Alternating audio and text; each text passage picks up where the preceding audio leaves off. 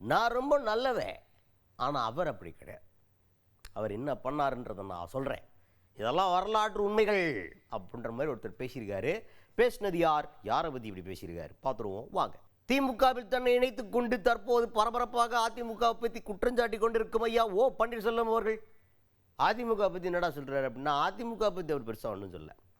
எடப்பாடி பழனிசாமி அவர்கள் மட்டும்தான் டார்கெட், அவரை பற்றி மட்டும்தான் அட்டாக்கு ஃபுல்லாக. அது எதை சொல்கிறாரு அப்படின்னா, எனக்கு முதல்வர் பதவி கொடுத்தாங்க, கொடுத்தவங்க கிட்ட திருப்பி கொடுக்குறதே நல்ல பண்பு, வந்தவொன்னே நான் திருப்பி கொடுத்துட்டேன். அதே மாதிரி தான் அவருக்கு முதல் வாய்ப்பு வந்துச்சு. யார் கொடுத்தா? சசிகலா அம்மையார் கொடுத்தாங்க. கொடுத்ததுக்கப்புறம் அவர் என்ன பண்ணார்? திருப்பி வரையில் சேர்த்துக்க மாட்டேன்ட்டார் கட்சிக்குள்ளேயே. எப்படி? எப்பேற்பட்ட ஆள் பத்திலா? அந்த மாதிரிலாம் நமக்கு அதெல்லாம் கொஞ்சம் கூட பிடிக்காது, இப்படிப்பட்ட கேரக்டர்லாம்.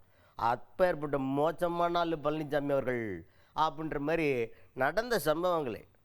அதாவது இந்த மாதிரி சம்பவத்தெல்லாம் பற்றி பேசுறதுக்கு இவங்க இந்த மாதிரி ஆட்கள் மட்டும்தான் கரெக்டாக இருப்பாங்க. அவர் இப்படி பேச எடப்பாடி பழனிசாமி அவர்களை பற்றி இந்த விமர்சனத்தை வைக்க கேட்குறக்கே காது குழுக்குழுன்னு இருக்கியா அப்படின்ற மாதிரி ஓ பன்னீர்செல்வம் ஆதரவாளர்கள் இதை வந்து கைதட்டி ரசிச்சுட்டு இருக்கிறாங்க. உங்களில் ஒருவராக இருந்தவர் நான்.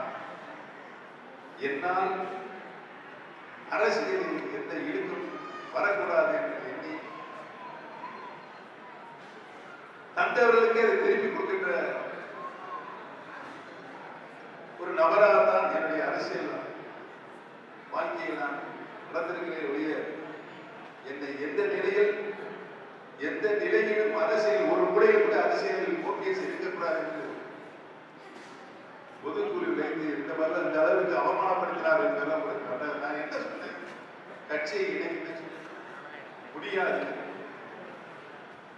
தாத்தா ஆரம்பிச்ச கட்சியா 1% முடியாது. இவர் முதலமைச்சர் ஆகிய சின்னமாவே நிறுவனம் கேட்கிறாங்க, எனக்கு சின்னமாவே கேட்குறேன், அதெல்லாம் முடியாது.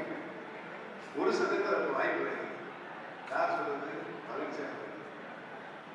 இவர் தாத்தா ஆரம்பிச்ச கட்சியா